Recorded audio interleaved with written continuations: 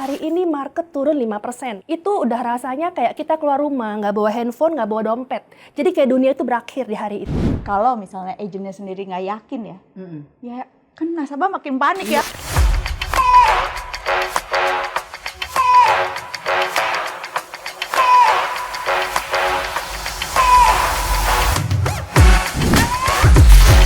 Halo Monlifers, selamat datang di episode perdana podcast Ngobrolin Uang Biar Makin Melek Finansial. Hari ini kita bakal ngobrol tentang satu topik yang sering banget bikin orang ragu, takut bahkan menunda keputusan finansial yang penting. Beberapa waktu terakhir kita sering dengar satu pertanyaan yang sama. Market lagi kenapa sih? Hari ini kita nggak akan bicara prediksi, nggak akan bahas grafik yang rumit, tapi kita akan bicara tentang memahami market dengan perspektif yang benar. Nah, kalau kita lihat nih berita atau denger obrolan di lapangan, market seolah-olah lagi nggak baik-baik saja. Kalau kita lihat kondisi global saat ini di mana dunia masih diwarnai oleh konflik geopolitik, inflasi masih belum sepenuhnya jinak dan pasar saham global cenderung fluktuatif. Tapi menariknya kalau kita tarik ke belakang, di setiap krisis besar seperti Perang Teluk, krisis 2008, pandemik, konflik Rusia dan Ukraina, market selalu mengalami penurunan, lalu bangkit lagi. Melalui data historik dari 6-12 bulan setelah krisis besar, market rata-rata kembali positif. Bahkan nih, banyak investor yang justru lahir dari masa krisis tersebut. Artinya apa?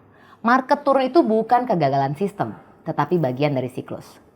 Nah, menurut Yasmin dan Carol, sebenarnya market itu lagi kenapa sih?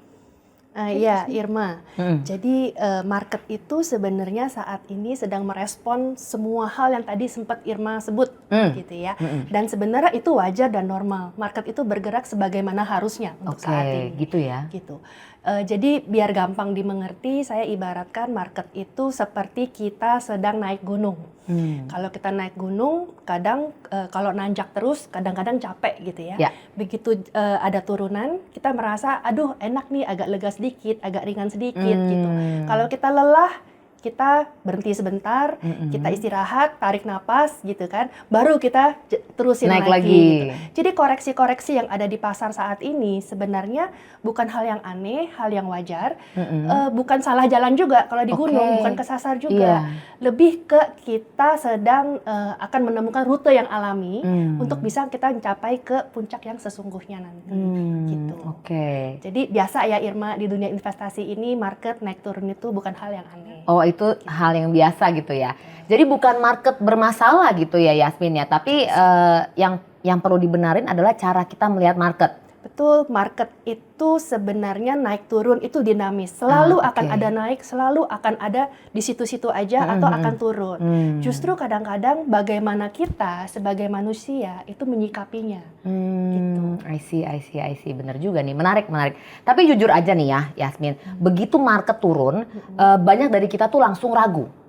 Bahkan menghindari topik, apalagi unit link ya. Kenapa sih market turun dikit aja, terasa begitu menakutkan? Wajar. Aku geser dikit ya dari dunia investasi ke dunia psikologis.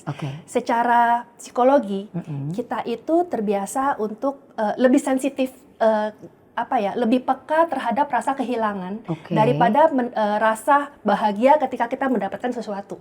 Jadi kalau misalnya kita dapat sesuatu, contoh. Misalnya hari ini market naik 10%.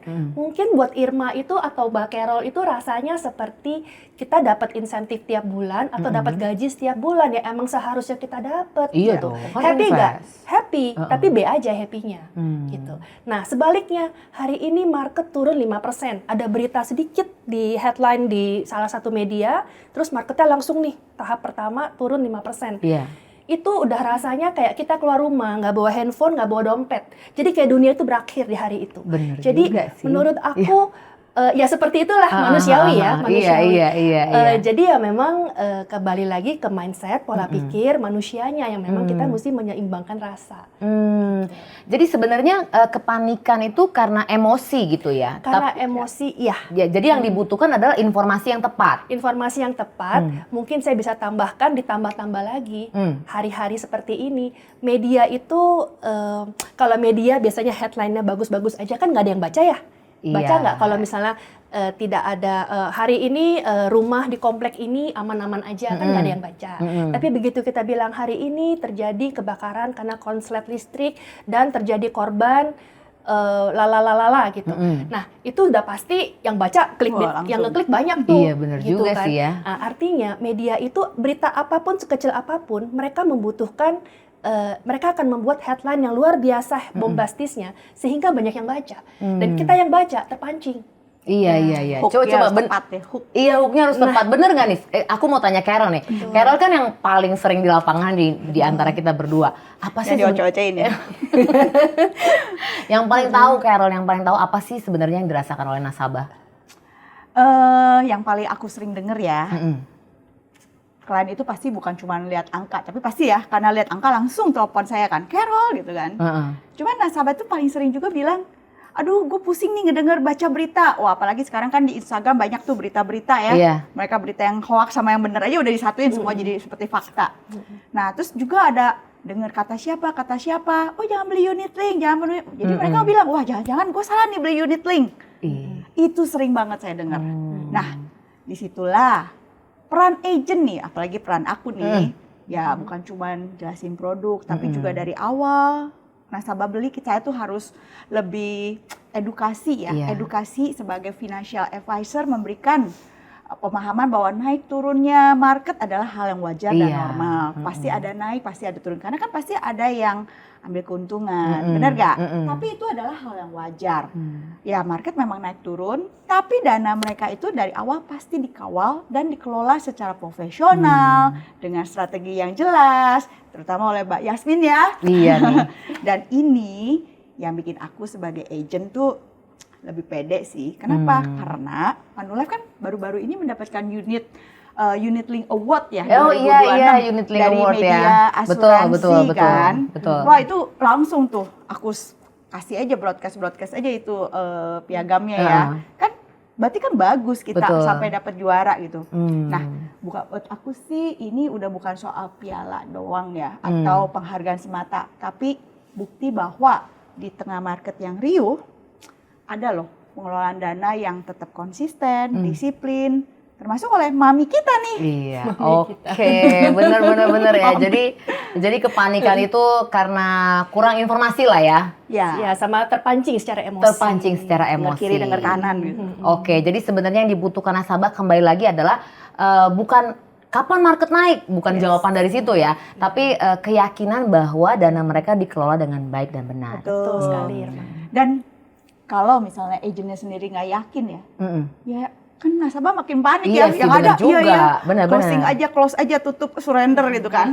Nah, jadi yang penting buat agent mengerti, market itu boleh bergerak, tapi fundamentalnya harus tetap kita jaga nih. Setuju. Kenapa bisa naik, bisa turun?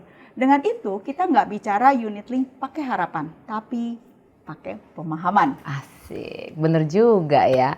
Manulifers, dari episode ini kita belajar satu hal penting, market naik turun itu wajar. Yang nggak boleh ikutan naik turun adalah ketenangan kita sebagai agent. Karena saat nasabahnya panik, agent yang paham justru bisa membantu mengubah ketakutan menjadi sebuah keputusan yang tepat. Jadi mari kita sama-sama punya pemahaman yang benar mengenai kondisi market yang naik turun untuk membantu memudahkan nasabah mengambil keputusan finansial. Terima kasih untuk Yasmin dan Carol untuk insight dan sharingnya. Manulifers, sampai ketemu di episode selanjutnya. Podcast Ngobrolin Uang biar makin melek finansial.